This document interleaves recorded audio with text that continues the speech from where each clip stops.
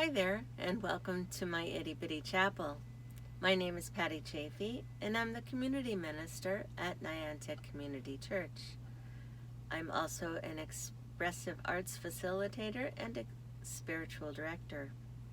The Itty Bitty Chapel is a few moments offered midweek to relax, refresh, and reflect on a spiritual word or phrase. It's usually filmed in or near a sacred space within my home called the Itty Bitty Chapel, and our candle here is lit to remind us of the presence of Spirit within and around us. If you're so inclined, you can feel free to pause the video and go light a candle in your sacred space. Our word for reflection today is hope. May the God of hope fill you with all joy and peace in believing, so that you may abound in hope by the power of the Holy Spirit. Romans 15.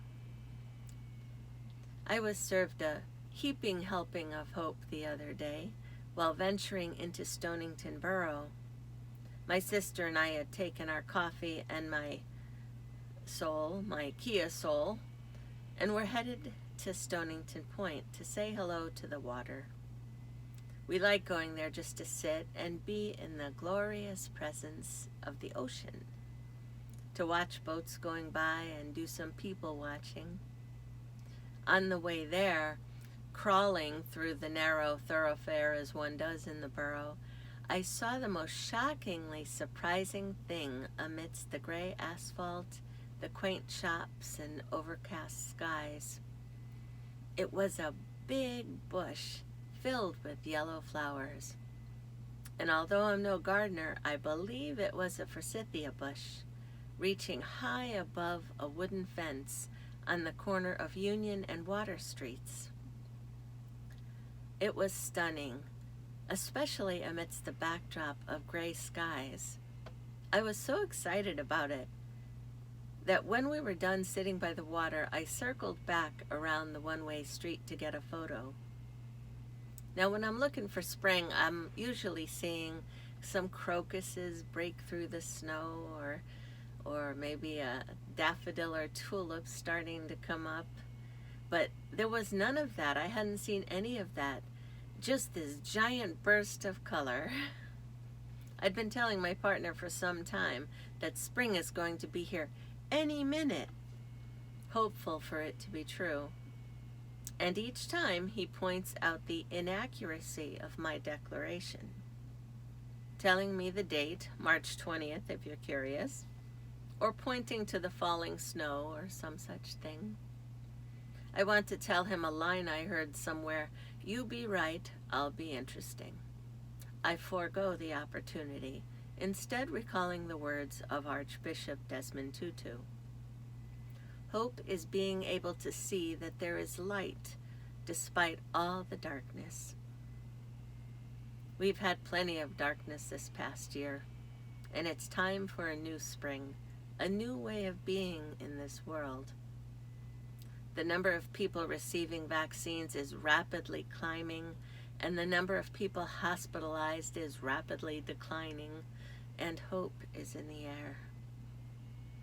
But even more than that, we are beginning to craft a vision for a new normal for us, for our lives, for our communities. My hope is that it is nothing like our old one. Although that one was comfortable, even comforting, I can't help but wonder if we are being called to something far better. Like that forsythia bush amidst the grayness, a life filled with color and freshness, teasing the senses, alive with possibilities. Jim Henson thought that way, even in his creation of the Muppets. He said, "My hope still is to leave the world a bit better than when I got here." Is that our call, I wonder? To leave the world a better place? And we don't always know what that might look like, do we? It is sometimes a mystery, and for sure a journey. But doing one small right thing at a time might reveal something spectacular, unfamiliar, perhaps even magical.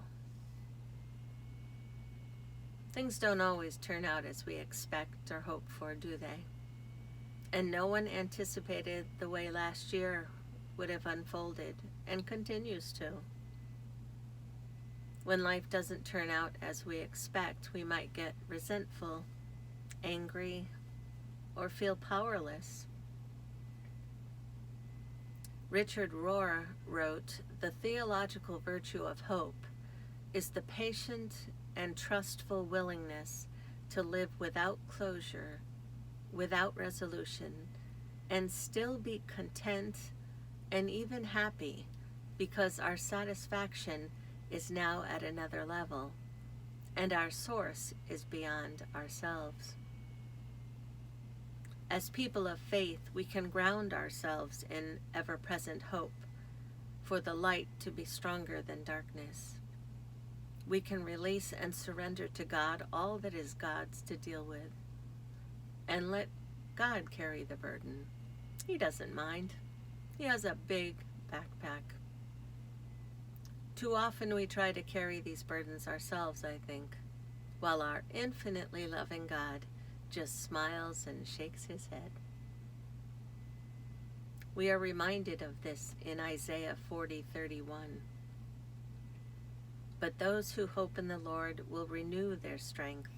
They will soar on wings like eagles. They will run and not grow weary. They will walk and not be faint. The Lord will keep you from all harm. He will watch over your life. The Lord will watch over your coming and going, both now and forevermore." I keep you in prayer every day of this hope-filled life. And if this message spoke to you in some way, feel free to share it with others. And until next time, may God bless you in every way you need. Namaste.